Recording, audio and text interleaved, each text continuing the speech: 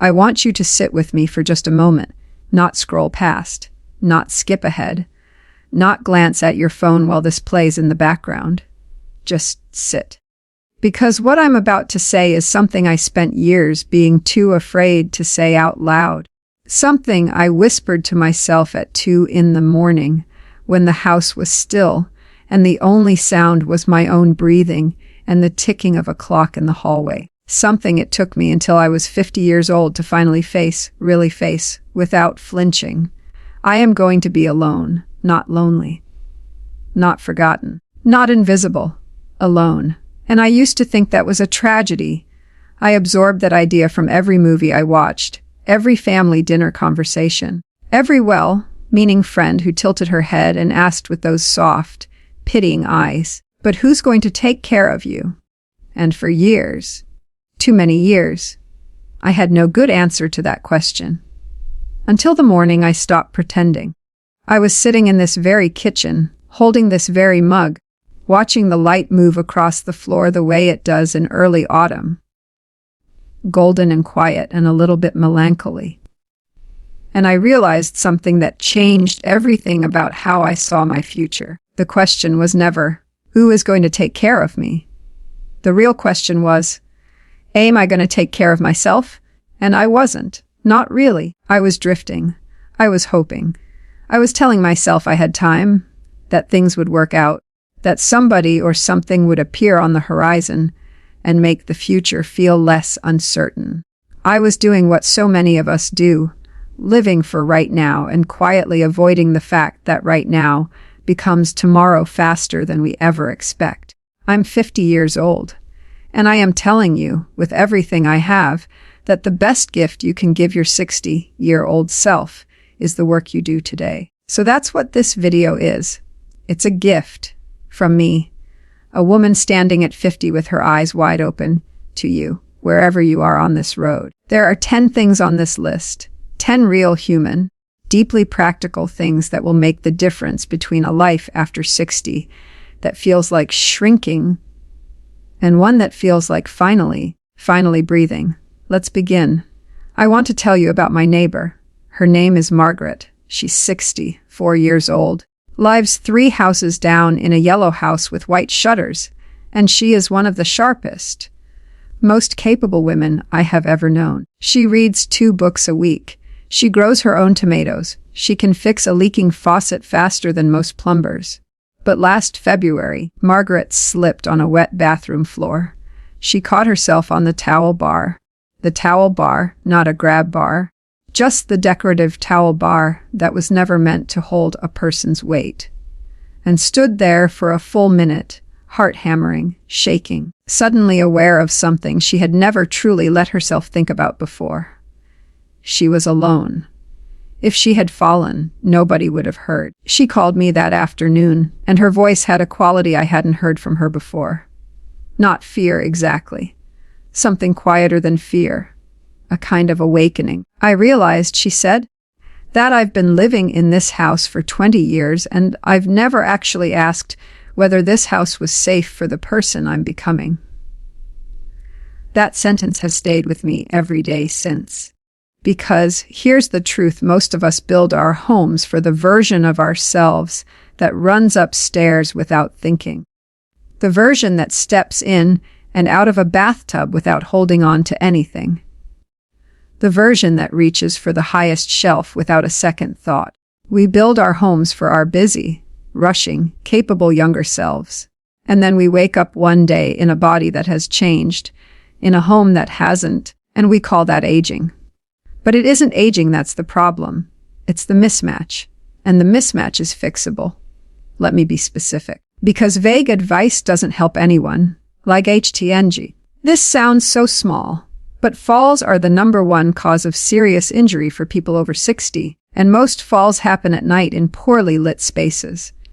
When I turned 50, I walked through my house at midnight. No lights. The way it would actually be if I woke up at 2 a.m. And I asked myself, honestly, could I get from my bedroom to the bathroom without hurting myself? The answer was no. I added motion sensor nightlights in the hallway. A small lamp I could reach from bed without standing up. Better lighting over the back steps. These changes cost less than a dinner out. They are worth more than I can measure. Girab bas ein Tbrach arom. Not because you need them today, but because installing them before you need them is not weakness. It is wisdom. It is the same reason you wear a seatbelt on every single drive, not just the scary ones. A grab bar in the shower. One beside the toilet. These are not the symbols of decline that we have been taught to believe they are.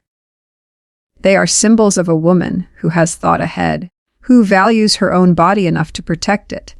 Entran CSANDXS. Can you get in and out of your own home easily, in the rain, in the dark, with your hands full of groceries?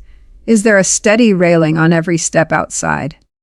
Is your walkway even, or are there cracks that could catch the toe of a shoe on a tired evening? Is there a light over your front door that actually works? These things are not glamorous, but they are the architecture of safety, and safety is the foundation of independence. Margaret went back to her yellow house. She didn't move. She didn't give up. She installed grab bars in both bathrooms, put in motion sensor lights from the bedroom to the kitchen, replaced 2 slippery rugs, and added a railing to her back porch steps. She told me in April that she walks through her own home now with a sense of ownership, of belonging, that she hadn't felt in years. "It's mine," she said. "It finally feels like it was built for who I actually am. That is what we are working toward. A home that says I am safe here. I belong here. My life is here, and I have built it with care. Your home is not just walls and a roof. After 60, living alone, your home is your partner. Make sure it is a good one." For most of my 40s, I avoided the doctor the way some people avoid the dentist. I was busy. I felt fine. I told myself that if something was seriously wrong, I would know.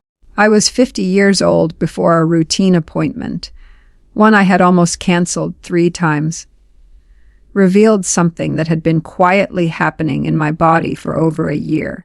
It wasn't life-threatening, but it would have become a very different story if I had kept putting it off. The doctor looked at me and said something I have never forgotten. She said, "The best time to take care of yourself is before you need to." There is a difference between health care and a health system. Health care is what you do when something is broken. A health system is the ongoing, proactive, organized approach to keeping yourself well. Most of us have the first. Very few of us build the second. Here is what a real health system looks like for a woman who intends to live alone well after 60. Know your numbers. Blood pressure, cholesterol, blood sugar, bone density. These are not scary things. They are information. And information is power. If you do not know these numbers right now, I want you to make an appointment this week. Not next month. This week.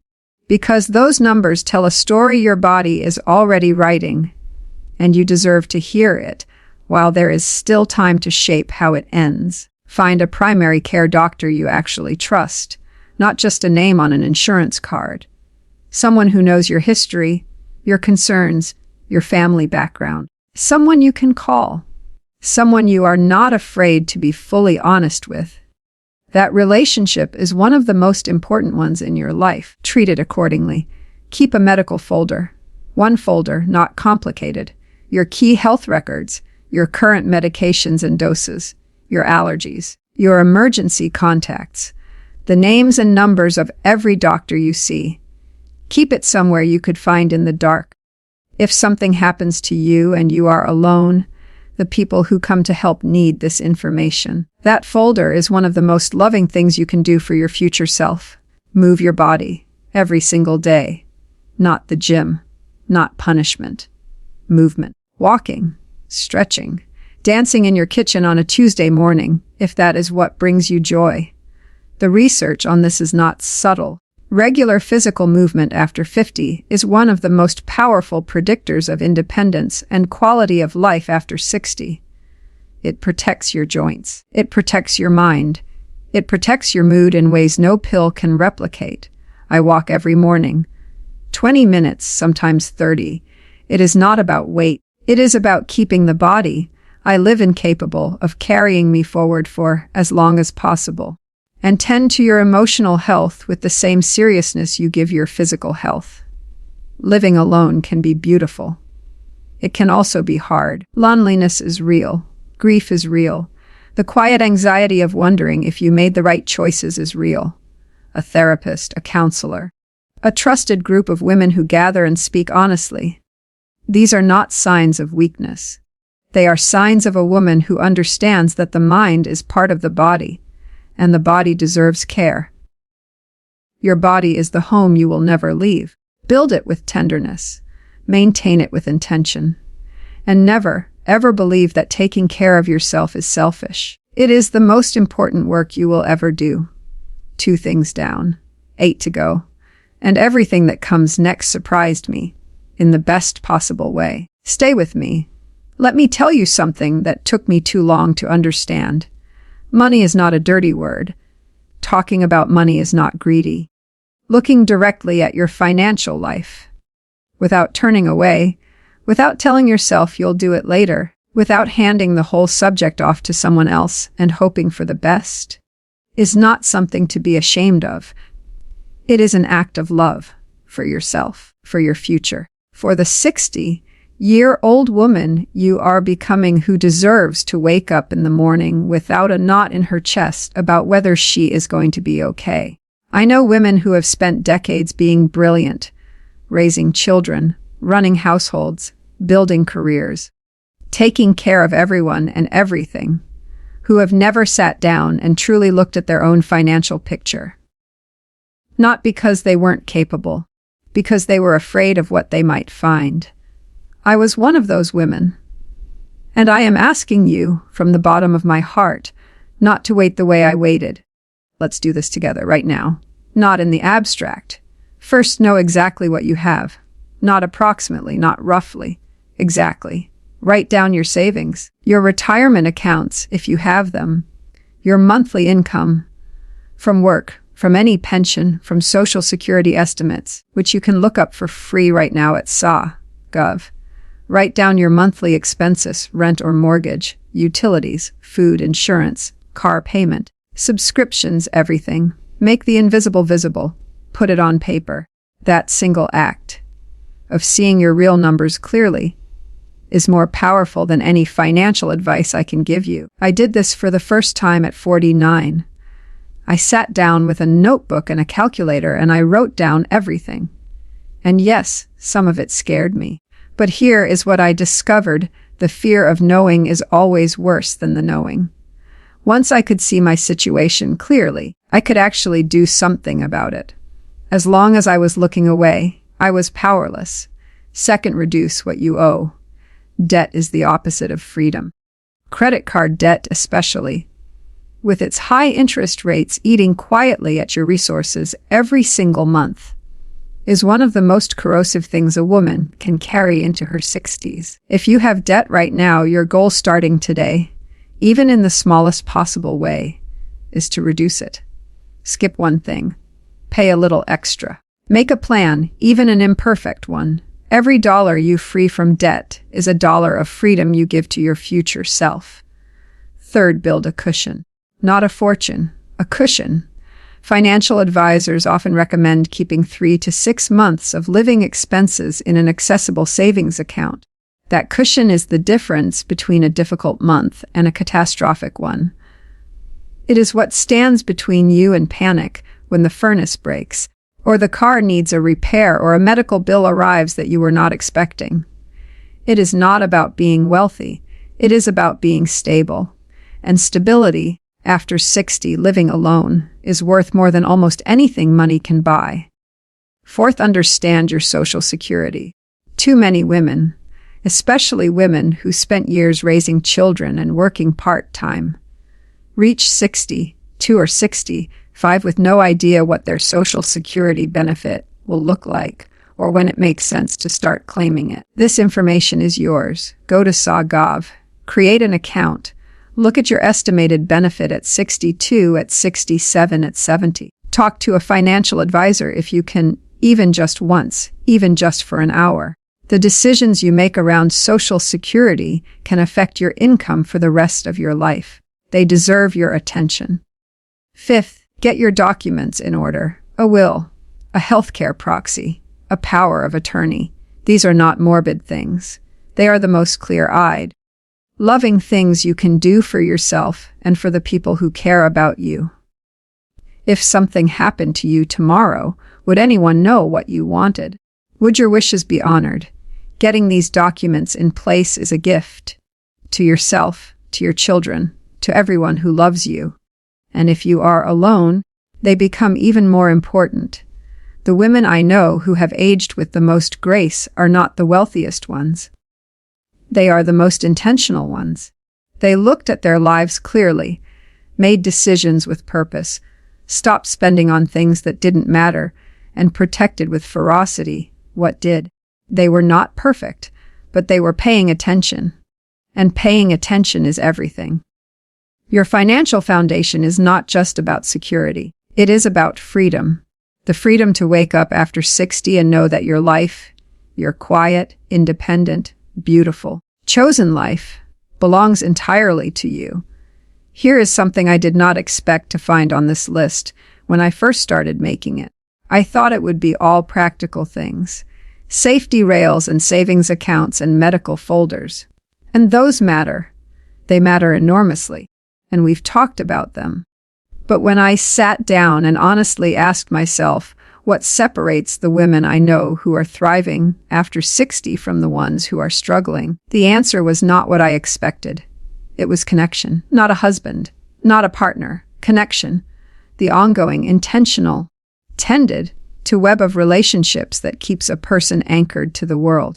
And the frightening thing, the thing I did not fully understand until I started really paying attention, is how easy it is to let that web quietly fall apart without even noticing. We get busy. We get tired. We tell ourselves we'll reach out next week.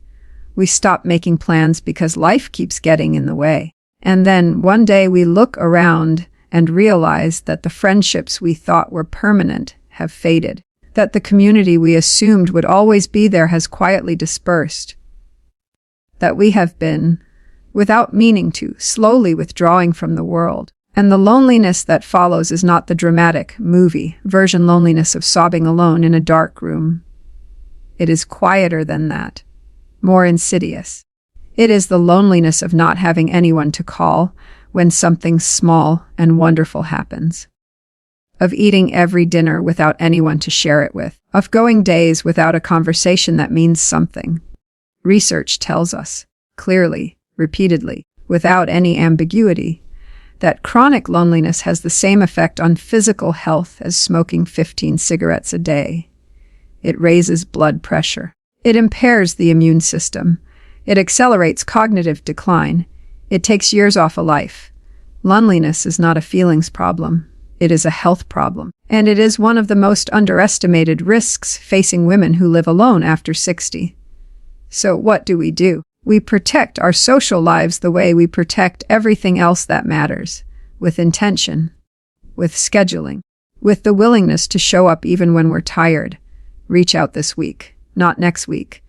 This week. Text the friend you've been meaning to call for 3 months. Make a date. Put it on the calendar. Keep it. Find a recurring commitment. A class, a club, a group, a cause, a faith community. Anything that puts you in the same room with the same people on a regular basis. Research consistently shows that the relationships most likely to sustain us are the ones built through regular, repeated, low-pressure contact, not grand gestures.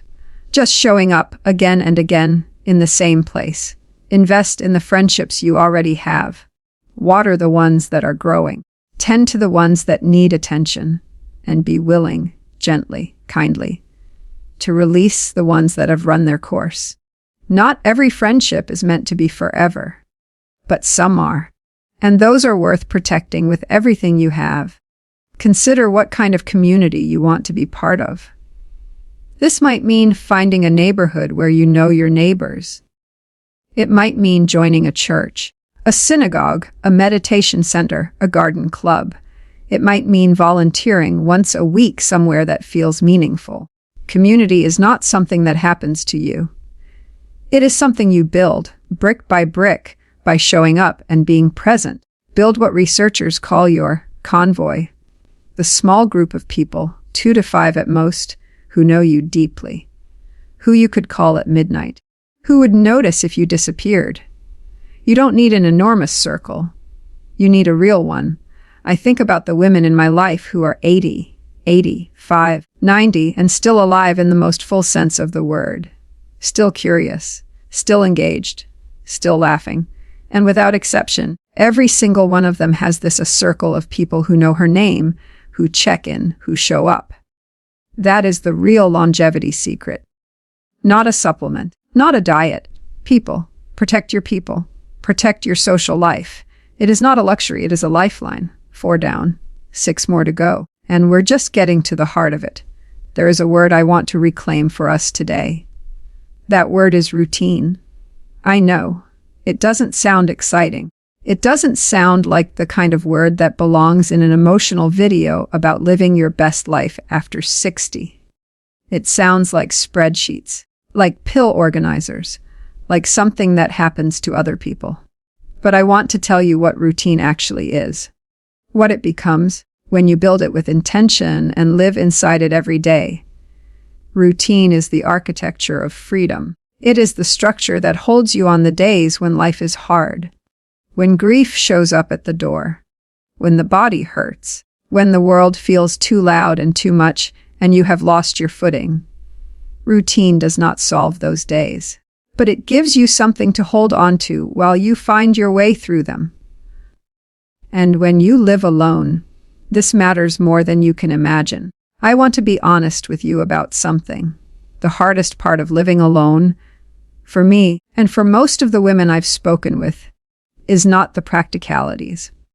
It is not the finances or the safety or the health. Those things are important, and we've talked about them, and they are all manageable. The hardest part is the formlessness. When you live with other people, your day has shape. Meals happen at certain times. There are conversations at breakfast. There are routines built around other people's schedules. The day moves, carried by the weight of other lives alongside your own. When you live alone, the day can become shapeless. You can sleep in because no one needs you to be up. You can skip breakfast because no one notices. You can let the hours blur into each other without any real marker of beginning, middle, and end. And this formlessness, over time, gradually, quietly, can become a kind of depression. Not dramatic, just a slow, gray dimming of the spark. The antidote is a daily routine, yours, designed by you, for you, around what matters to you. A morning anchor, something small and consistent that signals to your body and your mind that the day has begun. For me, it is walking. 20 minutes outside, rain or shine. For Margaret, it is coffee on the porch and 5 pages of whatever she is reading. For my friend Diane, it is 15 minutes of quiet prayer. It doesn't matter what it is. What matters is that it is yours and you do it every day. A structure of meal times. Eating alone is something many women struggle with after 60. It feels purposeless to cook a real meal for one person. It is tempting to graze, to skip, to eat crackers over the sink and call it dinner. But your body deserves real nourishment, and sitting down to a real meal, even alone, even simple, is an act of self-respect. Set the table. Put a cloth napkin down. Light a candle on Tuesday evening for no reason except that you are worth it. A creative or learning practice. Something that engages your mind and gives you something to look forward to. A book club. A painting class. Learning a language on an app for 20 minutes a day. Growing a garden. Writing in a journal. The research on cognitive health after 60 is unambiguous. Mental engagement, active, ongoing, curious mental engagement, is one of the most powerful protections against cognitive decline. But more than that, it is what makes a life feel alive. Keep learning. Keep making things. Keep being interested in the world. An evening ritual that closes the day. A bath. Herbal tea.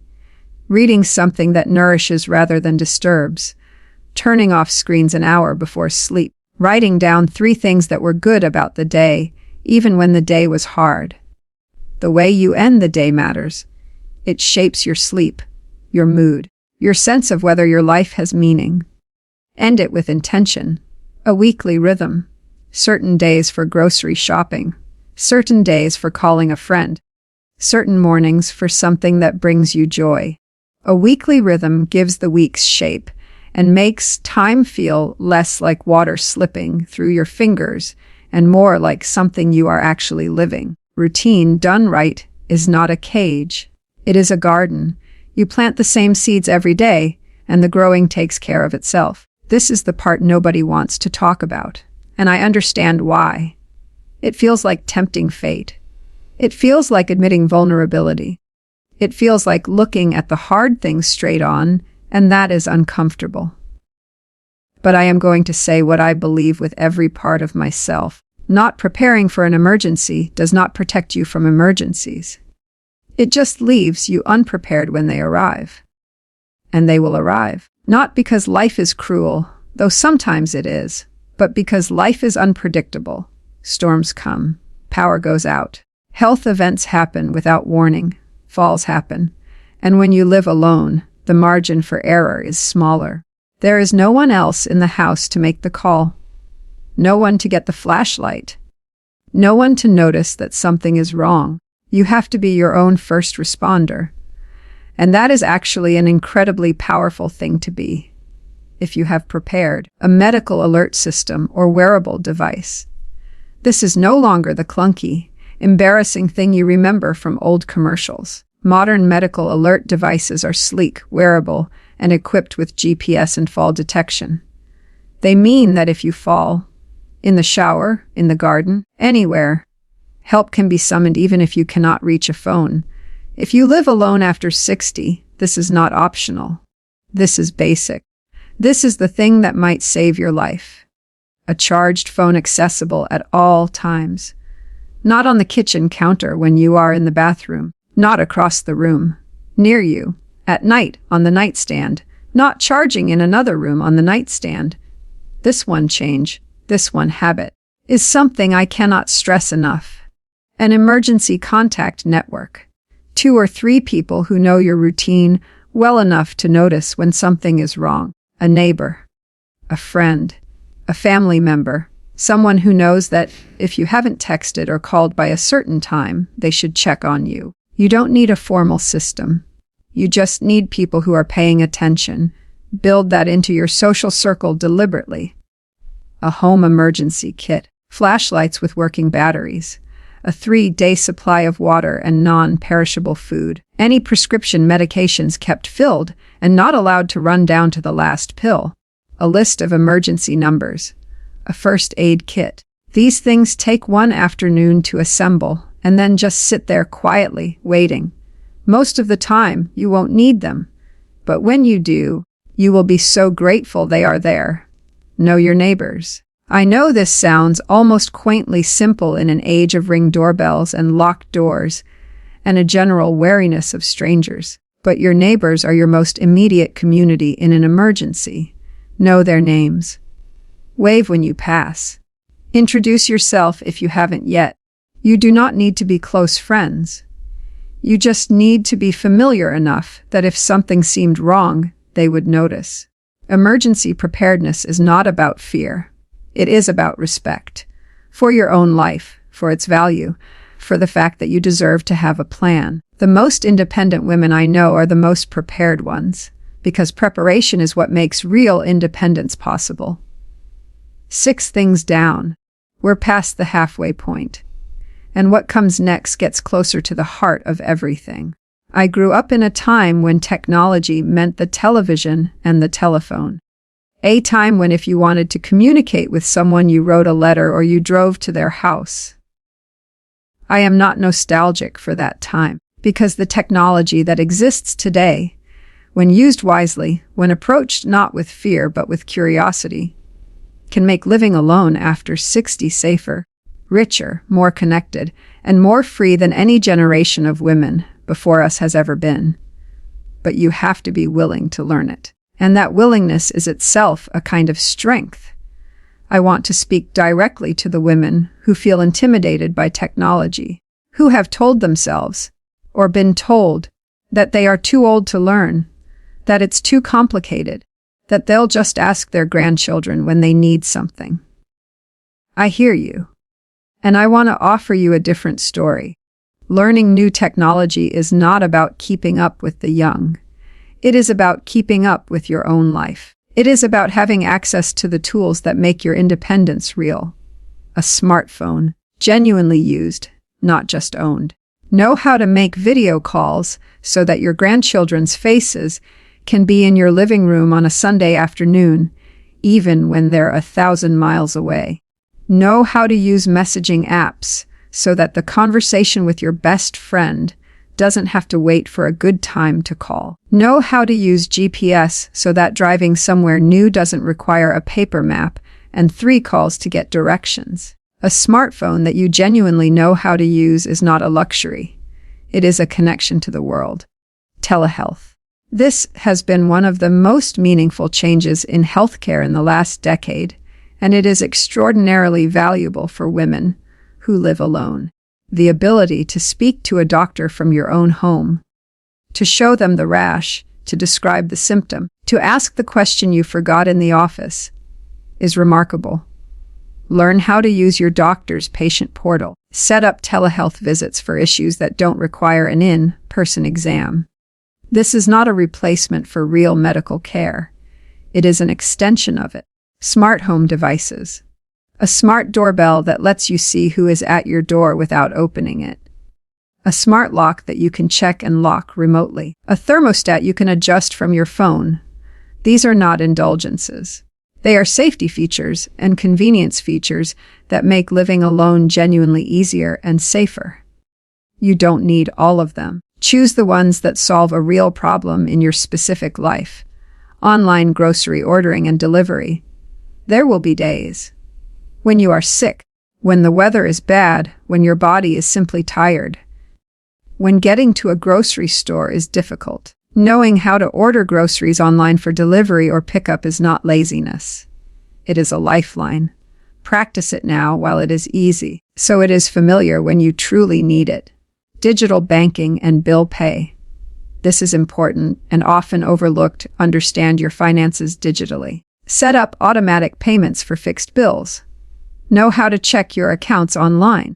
Understand how to recognize a scam, because scams targeting older adults are unfortunately real and genuinely dangerous. A few hours with a trusted family member or a senior center class on digital literacy can protect you far more than you realize. Technology, approached with patience and curiosity, is not a barrier between you and your life. It is a bridge. Cross it. Here is something I have watched happen to women I love, and it breaks my heart every time. A woman who has been fiercely independent, who has driven herself to every appointment, every errand, every social engagement for 40 years, stops driving, maybe because of vision changes, maybe because of medication, maybe simply because the confidence has eroded and the roads feel overwhelming in a way they never used to. And without a plan, without having thought ahead about what transportation would look like, she slowly stops going places, stops seeing people, stays home more. Her world gets smaller, and she tells herself that's just what aging looks like, that there's nothing to be done. But there is. Know your options before you need them. Rideshare apps like Uber and Lyft are available in most cities and many suburban areas, and they are genuinely accessible once you know how to use them. Practice now. Order a ride somewhere non-essential, to a coffee shop, to a park, so that when you truly need it, the app is familiar and the process is not frightening. Look into your local senior transportation services. Most counties and municipalities have transportation programs specifically for older adults, often free or very low cost, that can take you to medical appointments, grocery stores, and community centers. These services are underused because people don't know they exist. Find out what is available in your area right now before you need it. If you drive, drive safely and honestly. Get your vision checked every year. Be honest with yourself about whether nighttime driving is still comfortable. Consider a driving evaluation from an occupational therapist that specializes in senior driving, not to pass judgment, but to understand your actual capacity and whether any adaptations could help. The goal is not to stop driving. The goal is to drive safely for as long as safely is an accurate word. Consider geography. If you are thinking about where to live in the years ahead, if you are still in a position to make that choice, walkability matters more than many women realize. A neighborhood where the pharmacy, the grocery store, and a coffee shop are within walking distance is a neighborhood where you can live more independently, for longer, than one where a car is required for every single errand. This is worth factoring in. Transportation independence is about more than getting from place to place. It is about staying connected to life, to appointments, to friends, to the world beyond your front door. Plan for it now so that you never have to feel trapped by it later. This is the one that surprised me most when I added it to this list. Because it is not what it sounds like. Emotional self-sufficiency does not mean never needing anyone. It does not mean being stoic. It does not mean swallowing your feelings and presenting a brave face to the world 24 hours a day. That is not strength. That is suppression, and it has real costs. Emotional self-sufficiency means having the inner resources to be with yourself, fully, honestly, compassionately, without always needing external validation or distraction or company to feel okay. It means having a relationship with your own inner life that is honest and sustainable and kind. And for many women who have spent decades being needed, being useful, being the person everyone else came to, this is genuinely new territory. Who are you when nobody needs you? What do you feel when the house is quiet and there's no task demanding your attention? Can you sit with yourself for an afternoon without reaching for your phone, for the television, for some noise to fill the space? These are not easy questions, but they are important ones, because the woman who can answer them honestly, who has done the interior work, is the woman who will thrive living alone after 60. Develop a practice of solitude that nourishes you. Meditation, even 5 minutes a day. Journaling. Sitting quietly with your morning coffee and not checking anything for 20 minutes. Learning to be present with your own thoughts without immediately running from them. This is a skill. It is learnable, and it becomes more valuable with every passing year. Learn to distinguish between loneliness and solitude. Loneliness is a longing for connection that is not being met. Solitude is the gift of your own company. The same quiet afternoon can be one or the other, depending on your relationship with yourself. Building a good relationship with yourself. One where you genuinely enjoy your own presence, where you find yourself interesting, where you can entertain and comfort and inspire yourself, is one of the most important projects of this season of your life. Process your grief. Every woman arriving at 60 has losses, relationships that ended, dreams that did not come true, people she loved who are no longer here, grief that has never been fully moved through. Find a way to tend to that grief through therapy, through journaling, through trusted conversation, through whatever practice feels like truth telling for you. Grief that is not processed does not disappear. It just sits in the body, taking up space, coloring everything. Give it room to move through you so it can. Practice self-compassion, relentlessly, stubbornly, against all your training. So many of us are far kinder to other people than we are to ourselves. We forgive friends for mistakes we would never forgive in ourselves. We speak to ourselves in ways we would never speak to someone we loved. Begin to notice that. Begin to change it. Not because you are broken, but because you deserve the same kindness you give so freely to everyone else. Emotional self-sufficiency is not about needing less. It is about building the internal home where you can always return, where you are always welcome, where there is always a light on, 9 down, 1 to go. And this last one is my favorite.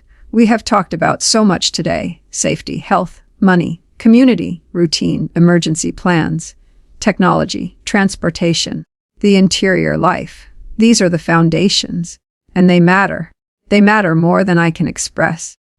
But I want to end with something that I believe, with everything I am, is the most important thing on this entire list. And it is the one we are most likely to treat as optional, as a reward for everything else being done first, as something we will get to eventually, once the serious things are taken care of. I want to talk to you about joy, not happiness. Happiness is a fair weather friend, dependent on circumstances, easily rattled. I mean joy, the deeper thing, the thing that persists even when circumstances are hard, the thing that makes a woman laugh in the middle of an ordinary afternoon for no particular reason, the thing that makes her wake up and feel, even briefly, even quietly, that it is genuinely good to be alive. Joy is not frivolous. Joy is not a luxury. Joy is not something you earn by suffering enough first. Joy is a survival necessity for the soul, for the immune system, for the brain, for every cell in your body that is trying to keep you here, present, engaged, and alive. And living alone after 60 without intentionally building joy into your life, without protecting it the way you protect your savings account and your safety rails and your morning walk, joy will quietly fade. Not because you are ungrateful, not because anything is wrong with you, but because joy, like any living thing, requires tending. So let me ask you something, and I want you to really answer it, not just read past it. What makes you come alive? Not what made you happy 20 years ago, not what you used to love before the children, before the job, before the responsibilities stacked up, and the things that were just for you got quietly set aside. What makes you come alive right now, in this body, in this season, in this version of your life? Maybe you don't know anymore. Maybe it has been so long since you asked that question that the answer is genuinely unclear. That is okay. That is not a failure. That is an invitation to explore, to try things, to say yes to the painting class you've been curious about for 3 years, to get your hands in the soil of a garden, even if you've never grown anything before, to join the choir at the church, even if you are afraid your voice is not good enough. Your voice is good enough. You are good enough. You are, in fact, exactly the right person to start building the joyful life you deserve. Make a list. Right now, or tonight, or this weekend. A list of things that have brought you genuine joy at some point in your life. Music, cooking, water, the ocean, a lake, a river, a bath, animals, books, making things with your hands, moving your body in ways that feel like celebration rather than punishment, helping other people, traveling, even locally, art, theater, gardens, laughter. Take that list seriously. Put those things in your life with the same seriousness you put your medical appointments and your financial planning. Schedule joy. This is not absurd. This is wisdom. The things that don't get scheduled don't happen. And joy does not get to be the thing that doesn't happen. Volunteer somewhere that connects your skills and your heart.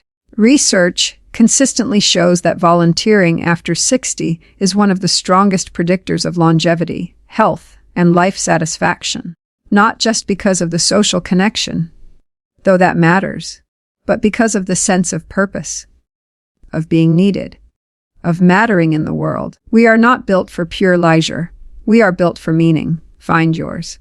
Travel when you can, not necessarily far, not necessarily expensively. A weekend in a city 2 hours away that you have never properly explored. A national park.